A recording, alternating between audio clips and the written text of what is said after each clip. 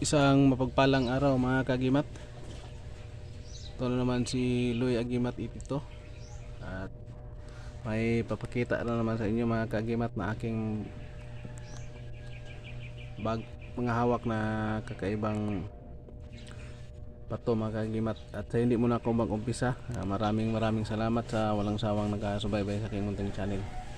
Ang ipakilala ko ng mga gamit mga kagimat ay ito yung uri ng mga batong galing sa kidlat mga kagimat. Ito mga kagimat, una-una ito ipaano ko yung bago kong nakuha mga kagimat sa bundok. Yan. Pangil ng kidlat mga kagimat na hindi siya magnetic. Hindi ito dumidikit sa magnet mga kagimat. Oh. Ito yung maganda mga kagimat kasi hindi siya dumidikit sa magnet. Walang magnet reaction. Galing talaga sa itaas to mga kagimat kasi yung ngipin ng kidlat dalawa yan. So, yan. Walang magnet reaction. Dalawang klase yan, magnetic at saka hindi magnetic mga kagimat. O yan, walang magnet reaction mga kagimat. Yan o. Titingnan natin mga kagimat, may ano siya. Yan o. So, yung mga daan pa ng ano niya, yung mga puti-puti niya mga kagimat, yung kanyang sign sa kidlat mga kagimat. Yan o. At yung maganda pang protection talaga mga kagimat. Yan. Yan, hindi magnetic na kidlat, pangil ang kidlat. Yan mga kagimat.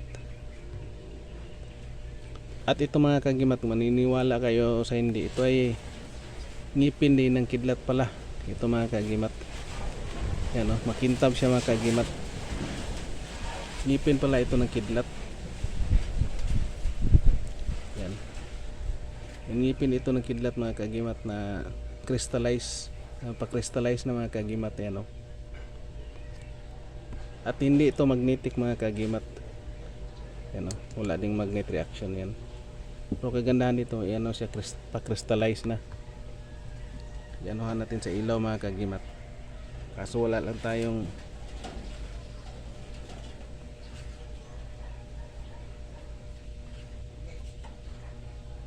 tayong malakas na ilaw mga kagimat na.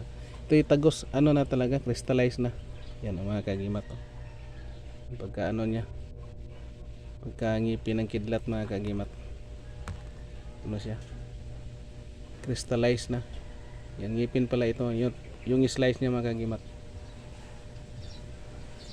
ngipin ng kidlat na crystallize na, kulay pula ito mga kagimat. Kung yan o, kintab rin siya mga kagimat, ngipin ng kidlat niyan.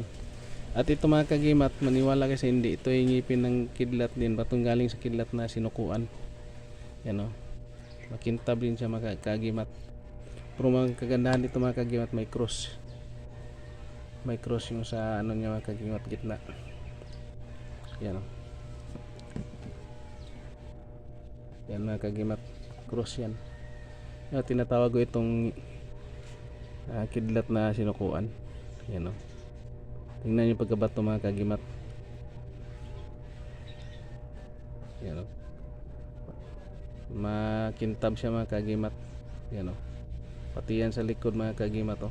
Kaya ito yung tinatawag kong batong kidlat na sinukuan. Yan mga kagimat, ito yung mga bago kong mga collection ko mga batong galing sa kidlat mga kagimat.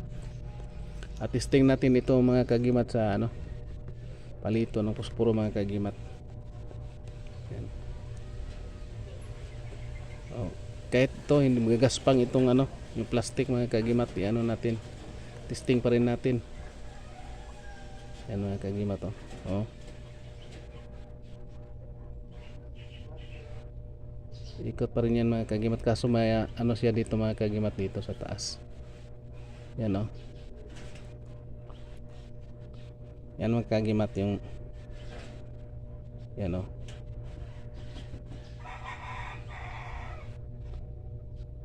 Ito yung bago ko mga kagimat. Yan o, dandahan siya mga kagimat, ikot. baliktarin natin kasi yung ano plastic mga kagimat.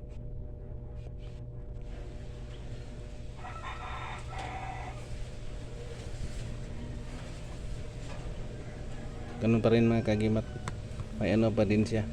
Yan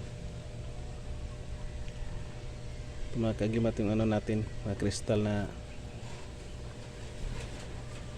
kidlat.